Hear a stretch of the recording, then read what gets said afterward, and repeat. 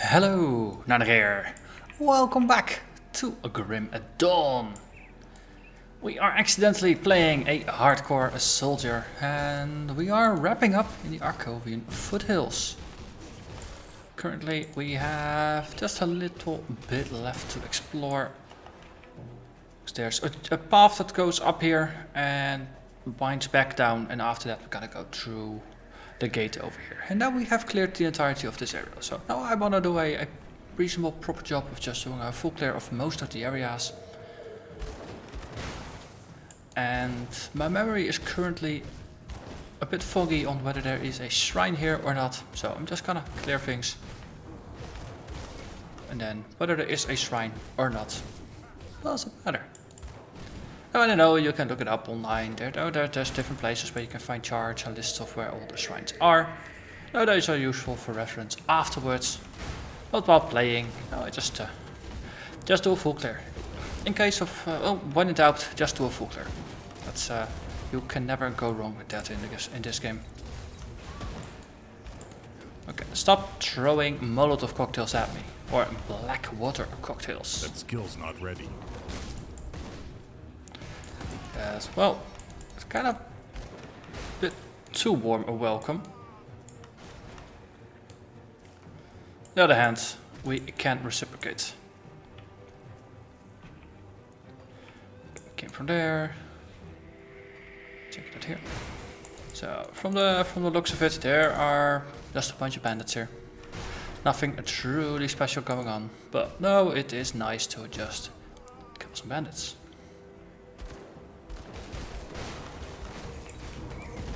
Can't do that yet. The interesting bit is, but of course, that half of the bandits are ranged. So we really have to go to the bandits in order to take them out. They are not prone to clumping up like, for example, a lot of Grobles do, or zombies. Well, Grobles do have some of the gunners as well, so part of them are ranged. They got the shamans, of course.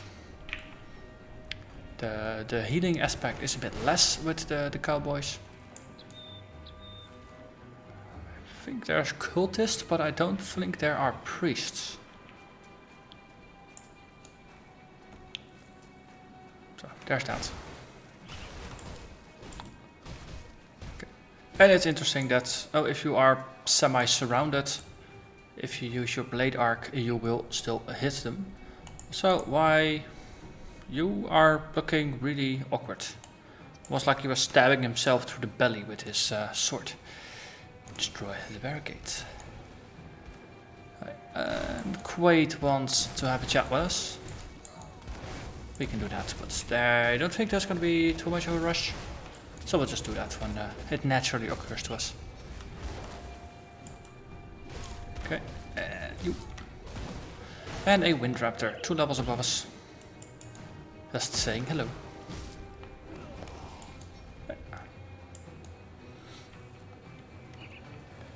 And again, there's a little bit of a side area here that should just loop back. Contains a couple of crates. Nothing truly special. But it is nice to have a look. Could be that a epic spawns here. Oh, there's every once in a while you do get some rare epic spawns. Or some random epic spawns. So it's better to check and not find anything than to not check and miss something. Speaking of epics, Dread Tusk. Okay, I think an Overguard is in order here. Also, let's do some blade arcing just to deal a bit with the mobs. Right, nothing else here, so just back to Cadence. And just cycling through our abilities. Very curious, just once we truly get our damage reflection gear going on and some of our devotion shrines, I really wonder how battles like this are gonna change, because monsters are capable of putting out quite some damage. The thing is, we can't turn it back on them just yet. But once we have damage reflection and retaliation on our side, then things are gonna change. then our damage is no longer the only component in taking out strong mobs. Because my design for this build is not to focus overly strongly on offense, it's mostly defense and not ready. really relying on the retaliation for a lot of the damage. So we're just gonna see how that works out, because as with most of my builds, it's experimental as heck. And if something doesn't work out, well, pending death, we can always adjust and try again. There, this is just, I knew I saw something light up. Hello, bugger. Okay, yo. So surround it a little bit. Overguard, some blitz explosions, and just some blade arc. Blade arc is really nice for just dealing with groups. Warcry deals very well with just weak mobs. And there's always one of these stingers that just doesn't want to die. But that's okay. They don't have to want to die. They just will.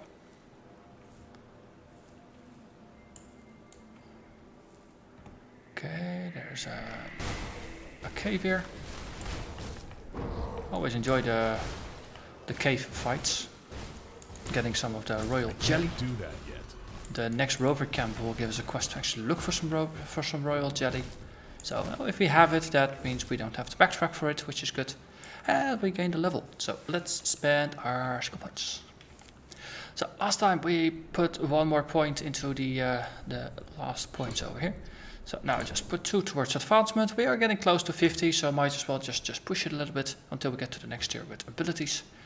Of which I'm curious about Counter-Strike, because that's sort of kind of like a retaliation, but not close enough. Okay, we got Overguard, we got the block charts. Let's start with Overguard. Just up, down, up, down. Go do it like that. I don't think we have anything lingering here. Nope. Okay. Because on the way to the next camp there is a devotion shrine. I already see it from the corner of my eye. But for now, we're just gonna kill some bugs. Yeah, there's gonna be a couple of epics in here. And I think even some purples. So a whole bunch coming in, so this will be hilarious. Let's Overguard, let's Blitz. We got Blade Arc to deal with the groups. Well, Blade Arc is a pretty decent skill in terms of just damage output. 50% of our weapon damage, that's good enough. Against a group, if there's 2 enemies, that means you're doing the same amount of damage as with your main attack. No 100% damage versus a single target versus 2 times 50%. That's still the same, but just divided amongst 2 targets. And if there's more than 2 targets, it's just a bonus. So for that reason, I'm not using Blade Arc as my primary skill, because single target output is just rubbish. But having it as your group damage skill works pretty darn well. Okay, Overguard. There's a queen in there. Yes. Okay, let's do some blood drinking, see if that helps us a little bit. I think it kicked in for a bit. Okay. And then we just finish this off. Boom, boom, boom, boom. That skill's not ready. And that was the queen. Soul shard, 1 royal jelly. Didn't drop from the queen, just dropped from one of her drones.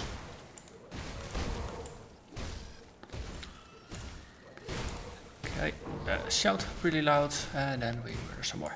If I remember, there's 2 or 3 queens in here, or at least really prominent wasps. Not sure if they're all queens or if they just have some special titles that are sort of kind of like queens, but not quite queens.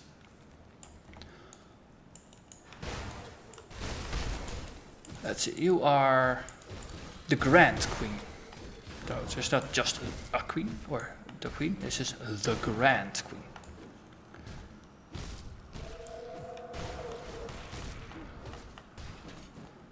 And no, once again, single target damage output. We are really tanky. The queen it's not really capable of doing anything to our health bar. The reverse, of course, we don't do a lot of damage to the queen either.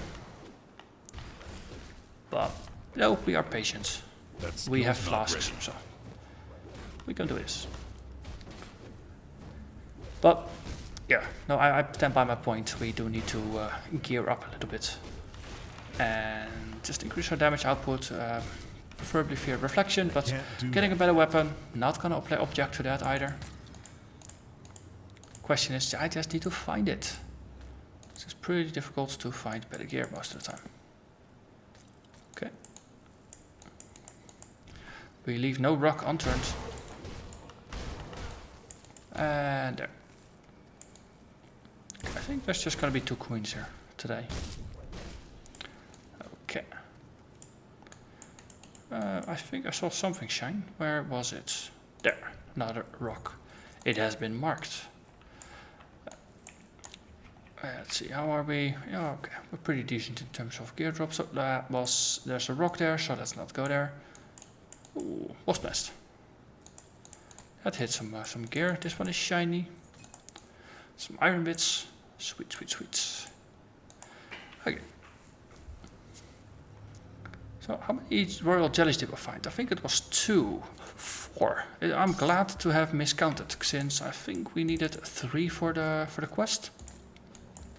So that means we actually made it, and we will get the recipe for the royal jelly balm, if I remember my quest correctly. Ooh, Helmane, the burn-in.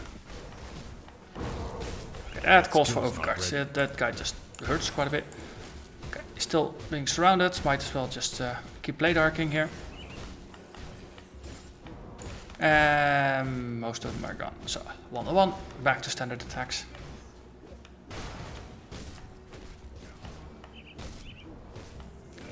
Keeping up Overguard to boost our health regen and just boosting it every level definitely helps.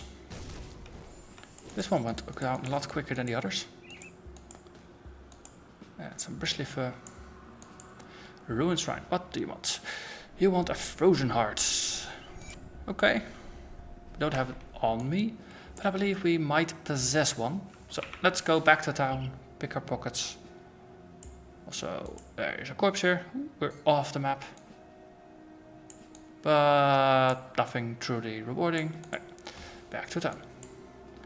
So this is one we haven't gotten yet, but we will.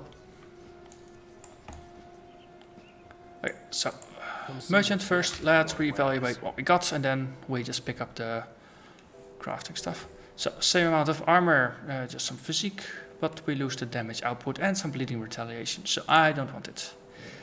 We lose armor. We lose a lot of armor. Again, armor. This is a 2-hander. We don't use those. Ooh, this is a green one. That's interesting. Let's keep it apart. This is a downgrade, downgrade, downgrade, because they're all just caster items, right? This is less damage. There's no life leech to make up for it, so we don't want it. Less armor. Chaos bleeding, regen, but it lacks just some of the defensive mods. This one, less armor. Less armor. And what do you know? Less armor. Okay, so first foray, we found these gloves. What do we get from them? Health, physique, health, defensive ability, and pierce resist. The old one had pierce resist as well, and casting speed, which we don't care about. So we lose 11 cold resist, but we gain a ton of health. I think that is a trade-off that's worth making.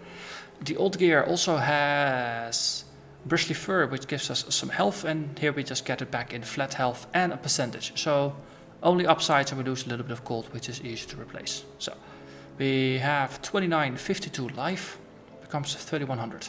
So we gain 150 life in exchange for 11% cold resist. That's a very fair trade in my book. Put it to good use. I think because we are making a bit of money. Let's take a look, shall we? 1600, that's pretty okay. We'll extract the add-on since those are a bit more rare for now. And eventually we will, of course, just sell stuff because we are drowning in Got any more crafting materials. We can make the Calamity, we actually have the money for it, but I don't think Calamity was all that great for this one, so I think I'd rather wait for something else. Because it would end up spending half of my money on making it, and don't want to do that if you have your debts. So, Frozen Heart, we only need one, so Control, click, yeah, just grab one. Sacrifice it at the altar. And everything else. For now, I'm actually just gonna keep most of my gear unenchanted. Our resists are pretty decent. And once we start to get some retaliation gear, I would like to just switch into that. So we have what we wanted. We can just put it back. Keep in mind here, you want to use the big portal, not your personal portal, but we... Yeah, see, because we want here. And sacrifice a clock. Ooh, another astral mantle. And a blueprint. So, what was this? Astral mantle. It's less armor. We gain some elemental damage, which we don't care about. Spirit energy regen, don't care about. Light radius, don't care about. Only interesting thing is the lightning orb, which is just a damage with stun when we get hit. But we give up 55 points of resistance for this, so simply not worth it. Adept gloves, that's caster gloves. Well, they're nice to have, but we really don't care. On the other hand, this is a new body armor. 22 more armor. We lose some health, but we gain a boatload of resistance. I think this is an upgrade. I think I clicked the wrong one, didn't I? Yeah, I think I did. Well, on the other hand, this is pretty decent. Exchange fire for cold resist. And we gained physique, cunning and spirit. So this is not a bad one. And this is the old one we had. Okay, but we got a devotion point, so we can spend it. And we were working on the hound. Extra armor, pierce retaliation and more retaliation damage. So, third tab you can see your retaliation damage. 20% to everything. So there's some pierce which is boosted by that 20%. We have some bleeding over 3 seconds, so we got 30 bleeding in total. And we have some poison over here, also over 5 seconds. Or times 5 seconds. So I think we do pretty good. We got slowly building up towards some reflection damage or some retaliation damage. I keep trying to call it reflection. Well, it's... No, technically reflection is something different, because that just takes the monster's damage and reflects a portion back at them. And we have you sadist.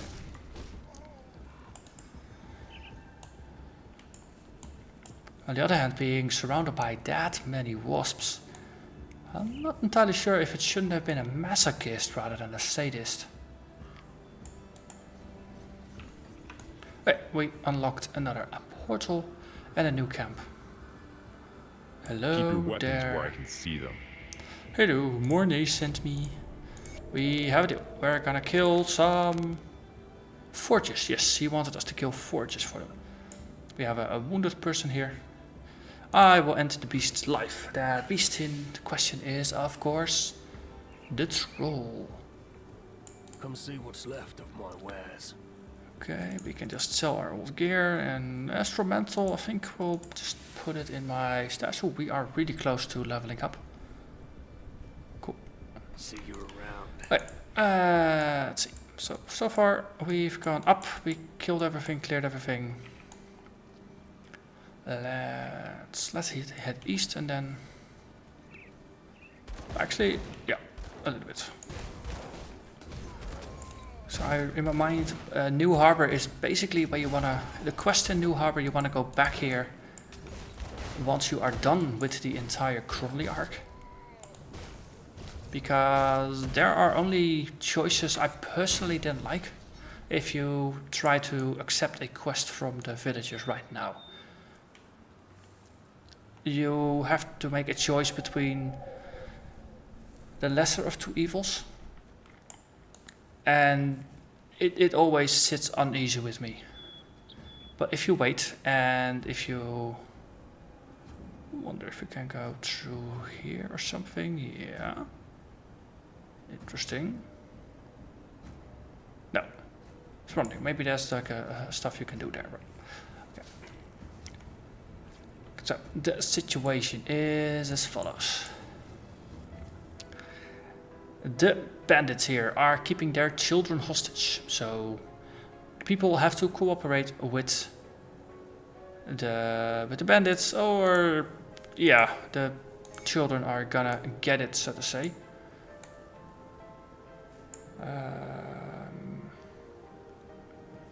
So I could hand it in, but I'm not gonna. I'm just gonna ignore this. And then after we defeat the boss, we can go back and we get a different way to resolve the quests, because, well, we no longer have to deliver the scrap, and instead we get eternal gratitude.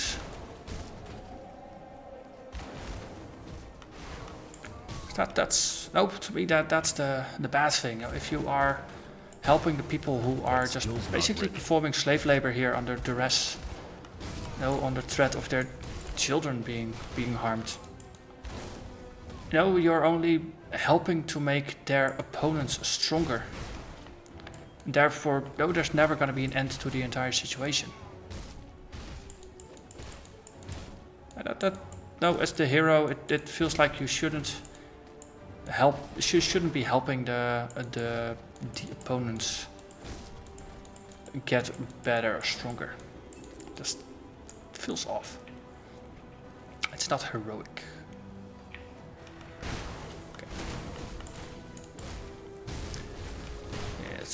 The Rift Stalker.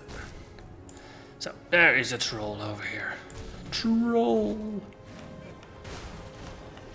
Okay, let's keep up our blocking here. Do some shouting.